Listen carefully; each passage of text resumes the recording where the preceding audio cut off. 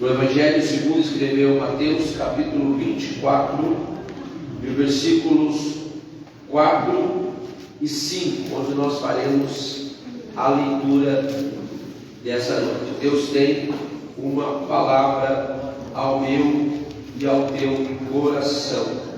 Evangelho segundo escreveu Mateus, capítulo de número 24, versículos 4 e 5. Todos encontraram a palavra de Deus? Amém. Sejam todos bem-vindos na casa do Senhor. Amém. Deus abençoe aqueles que nos visitam pela primeira vez.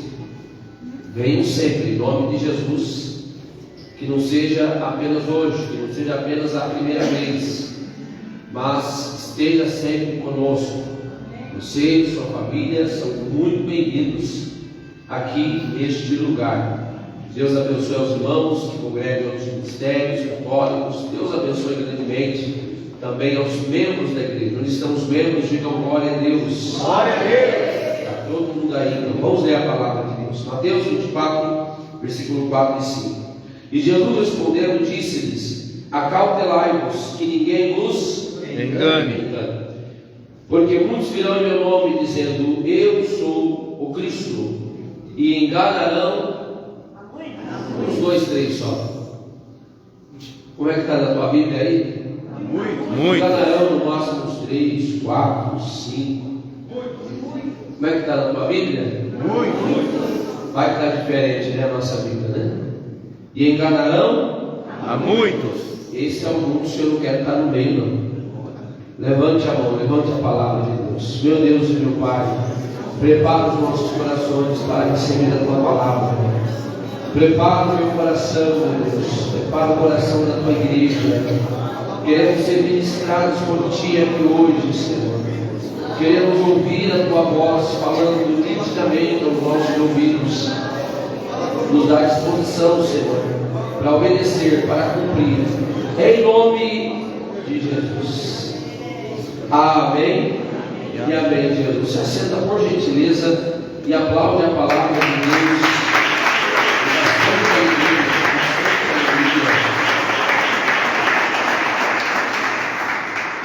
Só lembrando que Jesus estava saindo do templo com seus discípulos.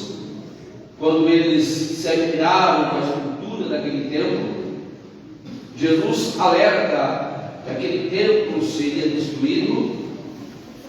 E em seguida os discípulos lançam a pergunta no versículo 3: quando estas coisas aconteceriam e quais seriam então os sinais do fim dos tempos?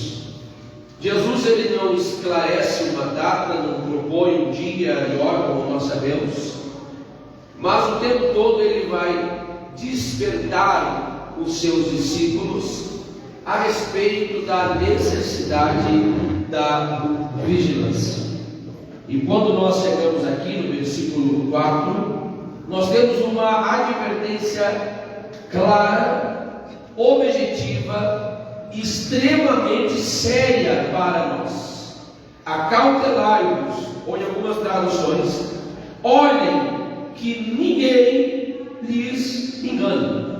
Ora, nós somos suscetíveis a ser enganados. Nós corremos esse risco. Conta-se uma história, certa feita, uns camaradas resolveram vender a tal da sopa da juventude. Olha que proposta. Vai ficar jovem. Quem tomar essa sopa vai ficar jovem. Eu já iria até me interessar já, porque eu não sou tão jovem assim. E conta a história, que então eles fizeram a divulgação sobre toda a cidade. Vamos vender a sopa da juventude. Ora, como a proposta é boa, o preço também era alto, tinha que se pagar um valor alto. Afinal de contas, era a sopa da juventude, ficava bem novinho. Já pensou? Ia ficar bem novinho, a sopa da juventude. O valor era alto, as pessoas pagaram, não podia levar ninguém da família, só quem pagasse mesmo, para ficar jovem. E conta a história que então, no momento certo, todo mundo reunido, obviamente que as pessoas com mais idade, né, foram procurar, começaram a elaborar a sopa, né, começaram a fazer a sopa na frente de todo mundo, e de repente disse que faltava um ingrediente para poder concluir a sopa e servir a todos que haviam pago para tomar sopa e ficar mais jovem. Ora, de repente, os responsáveis por aquele evento, né, pela sopa, lançaram a seguinte condição: olha, falta um ingrediente, mas nós só podemos falar o que é esse ingrediente se todo mundo concordar que vai aceitar. Ele disse assim: a gente vai falar qual é o ingrediente, mas só vamos falar se todo mundo concordar que vai aceitar participar, que vai aceitar tomar sopa. Mesmo assim, ó, todo mundo já paga um valor altíssimo, né? Olha, já que paguei, vou ter que concordar, né? Não posso perder meu dinheiro. Olha, um investimento desse. Conta a história que todos concordaram, todo mundo falou sim. Pode mandar o ingrediente aí que a gente quer tomar a sopa da juventude. O rapaz falou: pois bem, já que vocês aceitaram, a gente vai falar. A sopa da juventude será servida no crânio da pessoa mais antiga que tiver aqui. Naquela hora todo mundo ficou em silêncio, porque entendeu que a pessoa mais velha ali iria morrer. Aí começou a perguntar a idade de um povo. Ora, quem tinha 70 falou que tinha 40, quem tinha 80 falou que tinha 50. E quando ele voltava perguntando, aquele que tinha 50 já voltava falando que tinha 30. Entendeu a moral da história? Eles concluíram dizendo: bom, pelo visto a gente não vai nem precisar servir a sopa, né? Porque todo mundo ficou jovem rapidamente. Todo mundo ficou novinho rapidamente. Ora, foram enganados, porque não existe sopa para juventude. Aleluias! Está entendendo a moral da história? Nós corremos um grande risco. Quem nunca, bom, talvez, eu vou dizer quem nunca, mas talvez você já viu isso. Quando alguém quer vender muito uma coisa, dá aquela arrumada, dá aquela gabaritada para vender, né? Até aquele carro que está com o motor praticamente fundido, olha, só colocar o óleo mais grosso, né? Passa lisinho, né? Ninguém vai nem perceber que o motor do carro está fundido. Aí a gente corre um grande risco de ser enganado.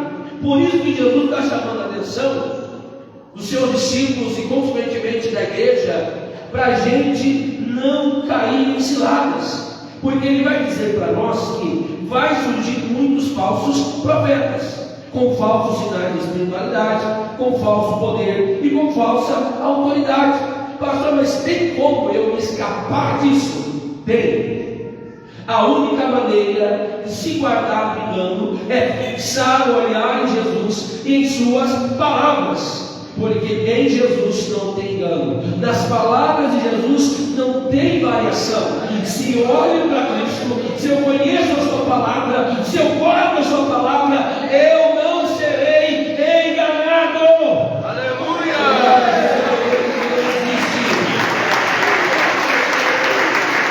Tem muita gente vendendo que não existe, mas Jesus está dizendo: acalmai-vos.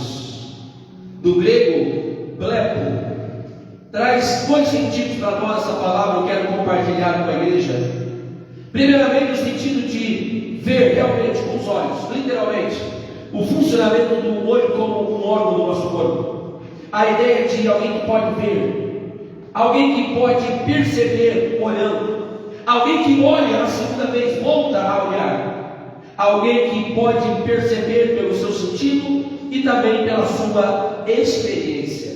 Ora, a primeira coisa que Jesus quer dizer aos seus discípulos é que é preciso olhar o que está acontecendo. A primeira orientação de Cristo, o primeiro objetivo de Cristo, lembrando que estamos falando da volta dele, lembrando que estamos falando dos sinais, estamos falando de despertamento. A primeira coisa que Jesus manda a gente fazer é abrir os olhos e ver o que está acontecendo, perceber o que está acontecendo, e se preciso for, olhar mais uma vez, para que a gente possa compreender o que está à nossa volta.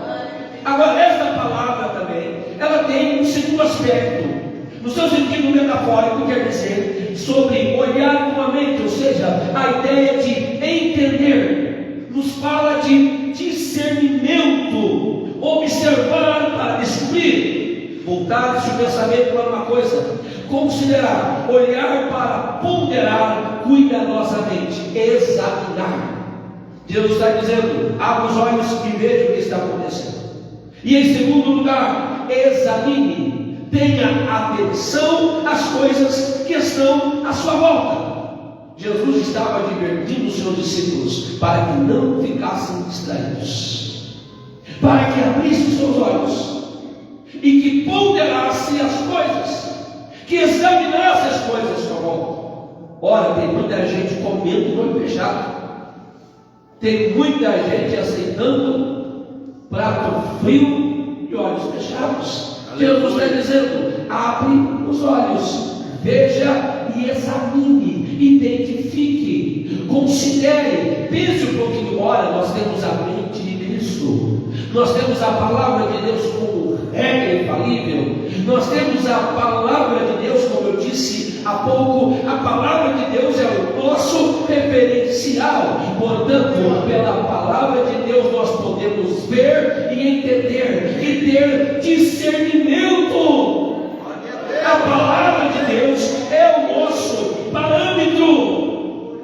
Ele está dizendo: cuidado, porque os últimos dias serão caracterizados pelo engano religioso em grande parte da terra.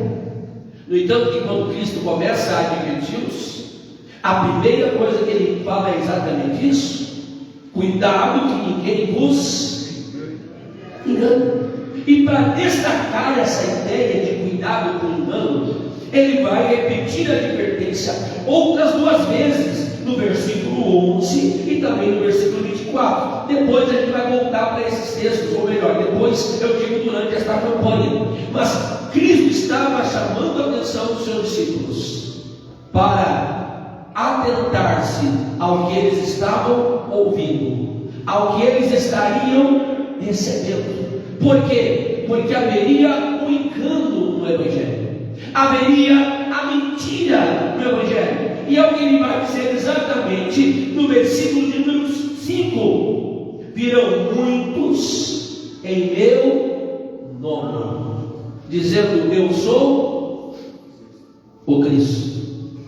Grande parte dos estudiosos consideram que aqui há uma referência do próprio anticristo, aquilo que eu e você, por regra de fé, entendemos que deve acontecer após o arrebatamento da igreja. Conforme a nossa linha escatológica, aquilo que nós acreditamos, o anticristo, o iníquo, o homem do anticristo, deve se manifestar oficialmente após o arrebatamento da igreja. Contudo, porém, no entanto, existe tendência de que os seus primeiros indícios se desenvolvam durante a dispensação da igreja. Eu vou te explicar isso. Sabe que o diabo ele é imitador das coisas de Deus. Ora, se Cristo manda sinais para preparar o seu povo em relação à sua volta, o diabo também faz os seus sinais para preparar o povo para a vida do seu representante.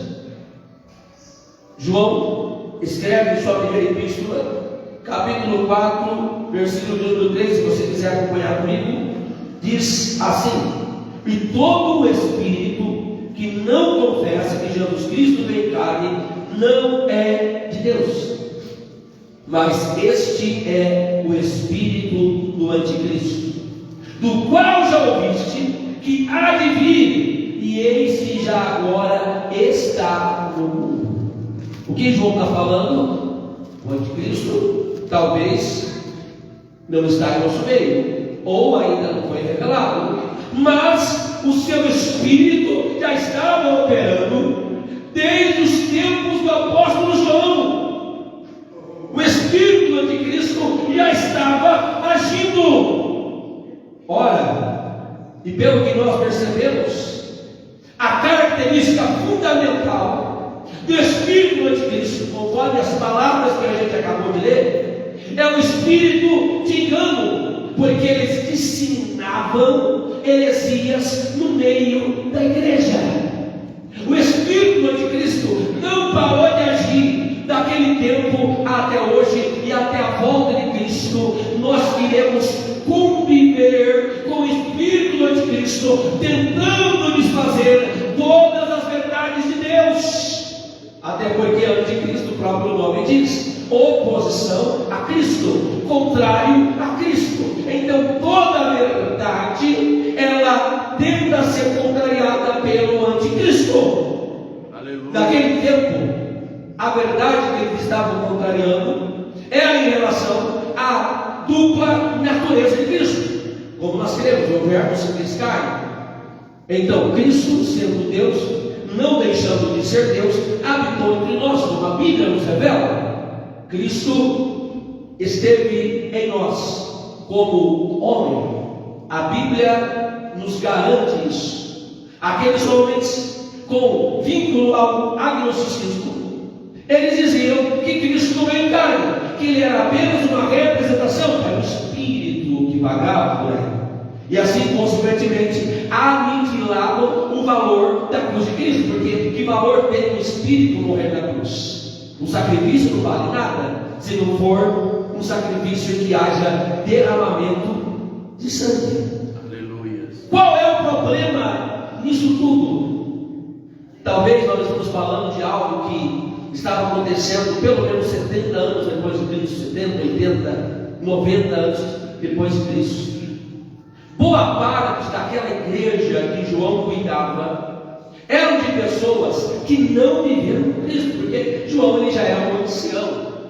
Então a maior parte daqueles da sua geração já não estavam mais vivos.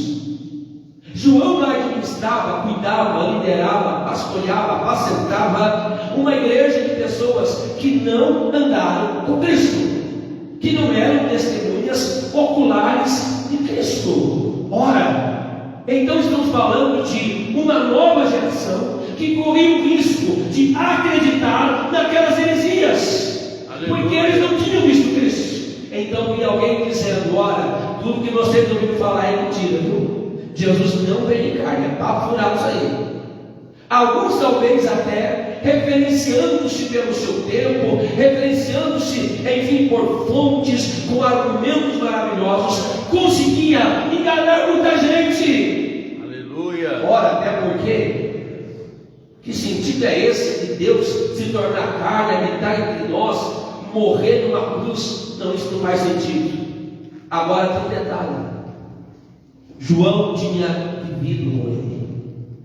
Enquanto havia a mentira de que Cristo não tinha estado em carne, enquanto boa parte dos irmãos já estavam acreditando naquela mentira, porque toda mentira ela tenta criar em si uma lógica, então as pessoas têm essa facilidade de ser enganadas, como eu disse, todos nós corremos risco de ser enganados.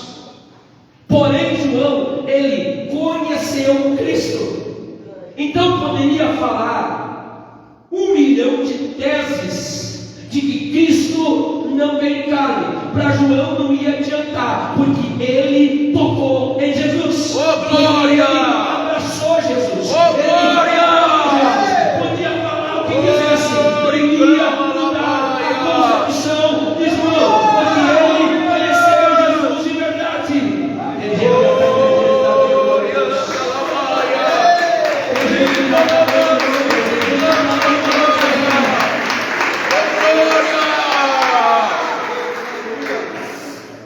oh, glória a Deus! Como Cristo falou, está acontecendo. Há muitos vindo em nome de Cristo, se fazendo ser de Cristo e enganando a muitos. Mas eu sei que existem crentes como João, que conheceram Cristo de conhecendo Jesus de verdade, pode falar o que quiser, não vai mudar o que você conhece de Cristo. Aleluia!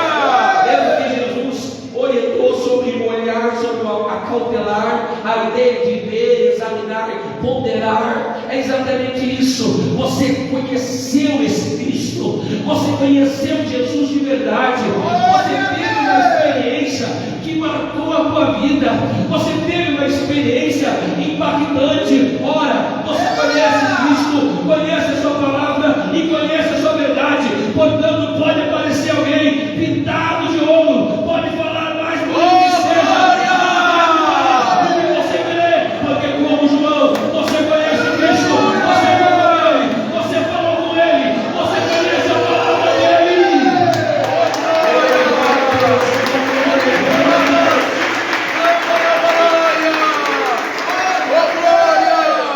Quem conhece a Cristo de verdade não compra gato por lebre. Quem conhece a Cristo, mas tem uma geração que não viu, tem uma geração que não conheceu, tem uma geração que depende de alguém falar, tem uma geração que depende de ouvir de mim e de você que conheceu Ele.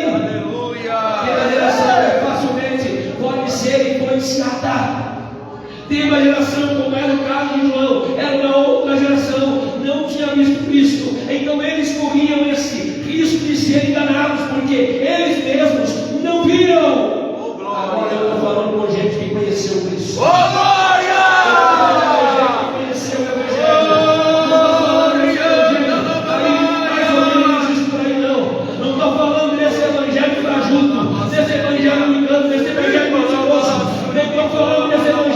Apostatado, eu estou falando de gente que conheceu a verdadeira fé, que conheceu o verdadeiro Cristo.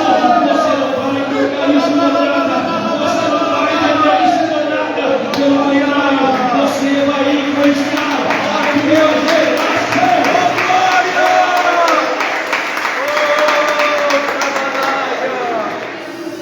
Glória! Capítulo 2, versículo 18 dessa mesma epístola.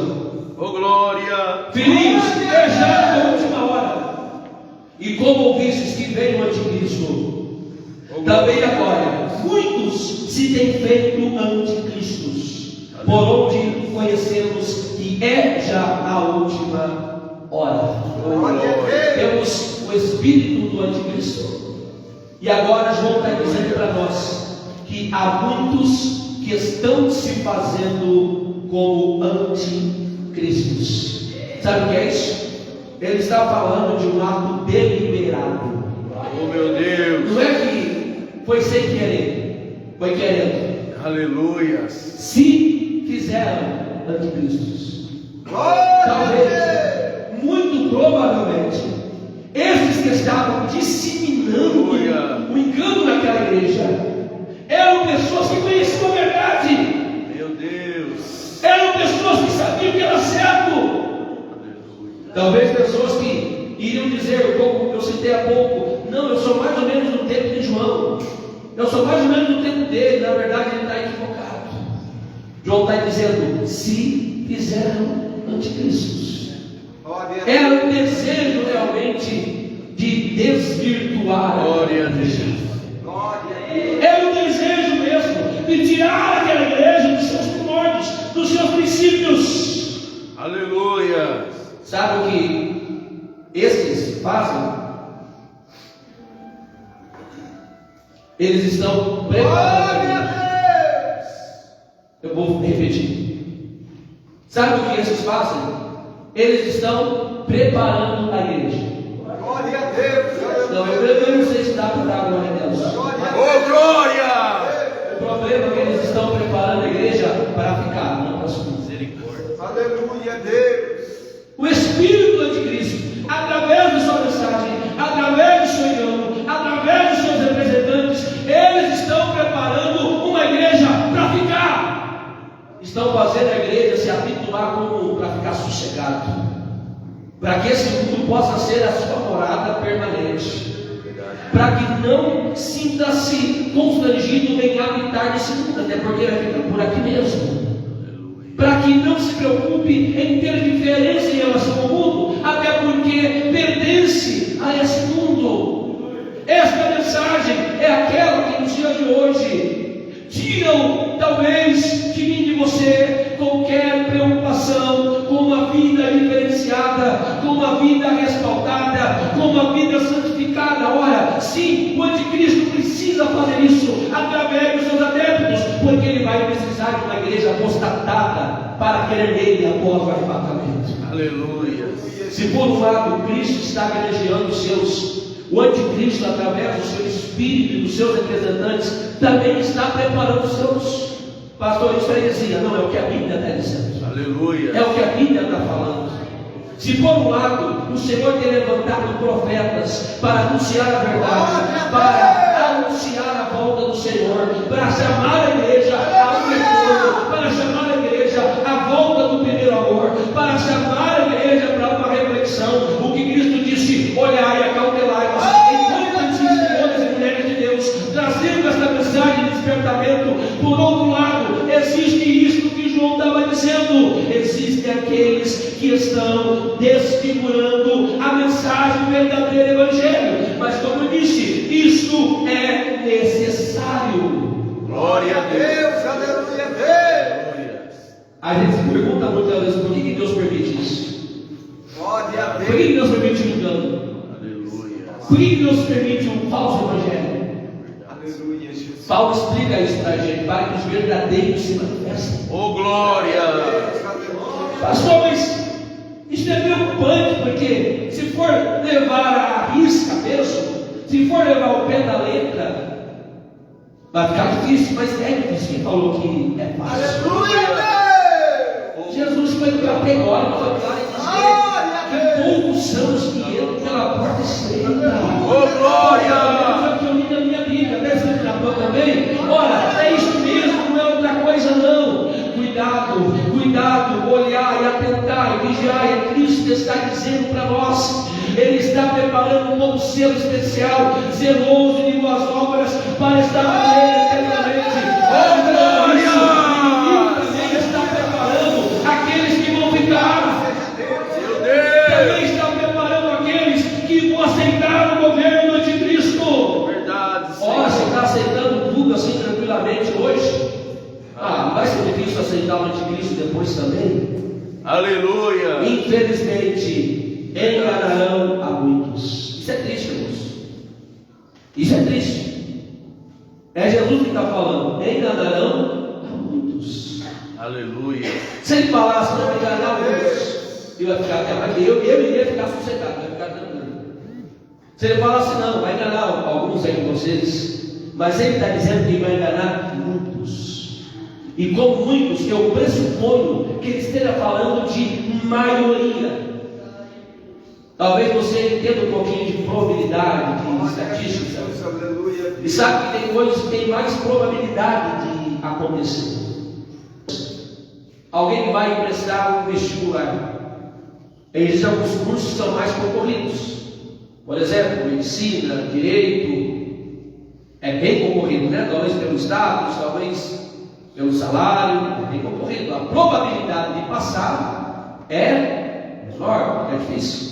Por outro lado, tem cursos que têm baixa concorrência. Por exemplo, os cursos da área de exatas, talvez porque a grande maioria das pessoas tem dificuldade com números, também tem uma baixa procura, uma baixa concorrência para os cursos de ciências sociais, talvez por não ter uma grande posição, um grande status essas profissões, e até mesmo cursos desconhecidos, que ninguém sabe para que serve, mas existem. Então estamos falando de probabilidade, do que pode acontecer com mais facilidade. O que Jesus está dizendo? Muitos, ou seja, um grande percentual. Você entende o que eu estou dizendo? Você entende a comparação da probabilidade, aquilo que tem mais possibilidade de acontecer? O que Jesus está dizendo é que a maioria, infelizmente, vai ser enganada, que a maioria vai ser confundida, que a maioria vai cair nessa falácia. E aí alguém pergunta: por que, pastor? Como é que eles vão cair nessa questão? Eu trouxe 3 causas, pelo menos. Talvez existem mais. Aleluia! Primeiro, porque muitos serão enganados, porque a imitação é quase perfeita. O inimigo, para enganar os fiéis, traz uma mensagem muito parecida com a mensagem do Evangelho. Se você não olhar, como disse Cristo, olhar, acautelar, aquele olhar crítico, você acaba se convertendo. Então, o primeiro motivo de que muitos serão enganados é porque a imitação ela é quase perfeita, consegue enganar. O segundo motivo, porque muitos serão enganados, é porque o marketing, o falso evangelho é muito bom. Já viu aquele ditado? A propaganda é a alma do negócio. O falso evangelho consegue falar muito bem. O falso evangelho consegue se mascarar muito bem, trazendo uma roupagem bonita, consegue usar palavras persuasivas. Ora, a propaganda é muito bem feita. Ora, e a gente corre o risco de ser levado pela propaganda, de ser levado pela divulgação. Aleluia! Não é verdade. Em terceiro lugar, por que muitos serão enganados? Porque é mais ou menos como uma questão de mercado, uma proposta irrecusável, produto em liquidação. Glória a Deus. Sabe quando você está passando em frente da loja e você vê aquele áudio falando: olha, últimas peças, preço de fábrica. O dono da loja está vendendo tudo pela metade do preço. Vai fechar a loja, vai fechar. Queima de estoque, mas você passa amanhã da mesma coisa, passa todo dia da mesma coisa. Está todo dia fechando, mas nunca fecha. Verdade. Glória a Liquidação. Deus. Aquela promoção. Estão fazendo isso com o Evangelho de Cristo. Ora, que Evangelho você conhece? É aquele Evangelho difícil? Qual Evangelho você conhece? Aquele Evangelho puro? Glória a Deus. Alguém vai dizer: eu tenho uma proposta melhor para você. Eu tenho o Evangelho mais fácil para você. Aleluia. Eu tenho o caminho mais fácil. Oh, glória. Estão barateando o Evangelho de É Cristo. verdade, meu Deus. Estão colocando a graça de Deus em promoção. Por isso é que enganarão a muitos. Quem de Aleluia. nós nunca comprou alguma coisa que não precisava só porque estava barato, né? Quantos de nós, meu Deus, que promoção imperdível. Igual a história do homem, eu contei aqui já só para finalizar. O homem que chegou em casa feliz, contando para a esposa: hoje eu acabei de comprar uma máquina de cortar grama. A esposa perguntou: mas por que, homem? Porque estava muito barato. Meu Deus do céu, eu vou vender pela metade do preço, eu tinha que aproveitar, e parcelou 12 vezes o meu cartão. A primeira eu vou começar a pagar só ano que vem, eu tinha que aproveitar essa oportunidade. De repente a mulher pergunta para ele: mas onde do seu tamanho apartamento não tem grama para você cortar? Aleluia. Está entendendo? É a promoção do Evangelho, é a liquidação da salvação. Vem para cá que é mais barato, vem para cá que é mais fácil. Bom, pelo menos eu prefiro ficar atento com o que Cristo disse: acautelai-vos, olhem com atenção, examine. Com essa situação, a igreja de Cristo também hoje está enfrentando esta batalha, esta luta, em nome da sua fé. Mas eu quero crer, em nome do Senhor Jesus Cristo, que há uma igreja fiel, que há uma igreja que não vai negociar, que há uma igreja que está disposta a seguir firme naquilo que recebeu do Senhor.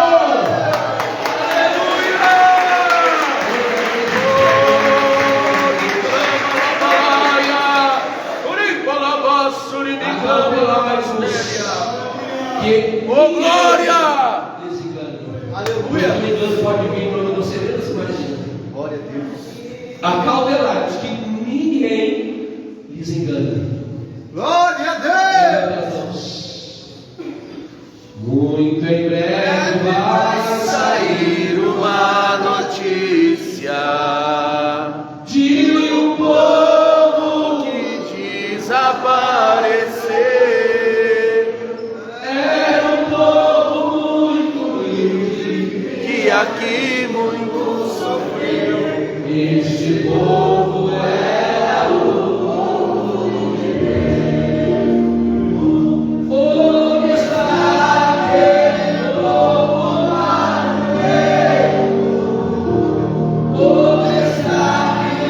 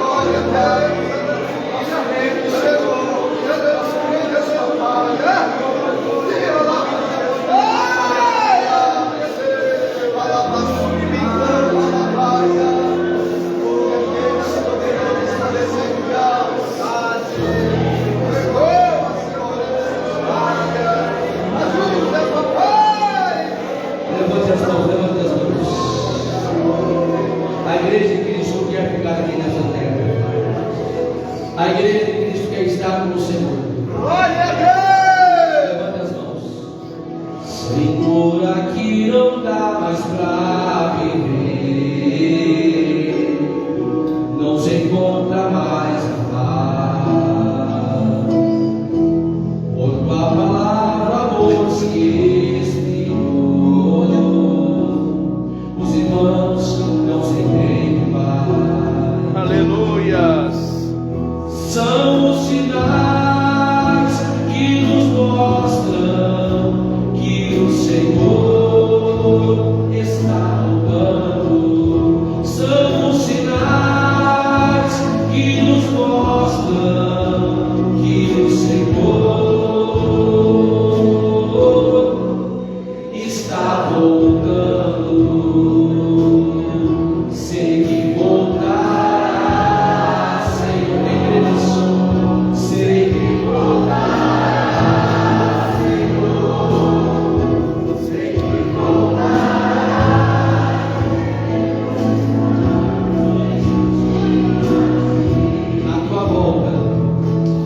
A tua volta está tão perto, Jesus.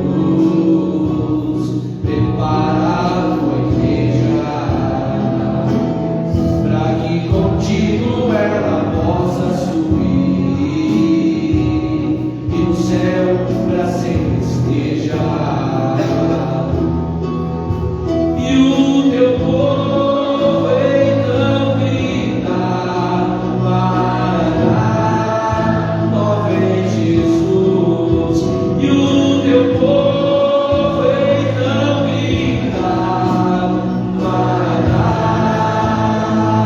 Maranata, ó vem Jesus. Sei que voltará, Senhor. Sei que voltará, Senhor. Sei que voltará e queremos estar bem juntinho a ti. Toda a igreja. Sei que voltará, Senhor. Sei que voltará, Senhor. Sei que voltará e queremos estar bem juntinho a ti. oh glória, quem quer estar com Ele, diga glória a Deus. Tem alguém nessa noite para entregar a tua vida para Jesus? Tem alguém para reconciliar? Você estava afastado do Evangelho, você deixou a casa de Deus, talvez ouviu falso ensino, falso Evangelho e acabou decaindo, acabou fracassando. Tem alguém hoje para entregar a vida para Cristo, alguém para aceitar Jesus? Glória a Deus! Eu não vou insistir, porque o convite é precioso. É o convite para a salvação, é o convite para a vida eterna. Não tem coisa melhor do que estar com Jesus.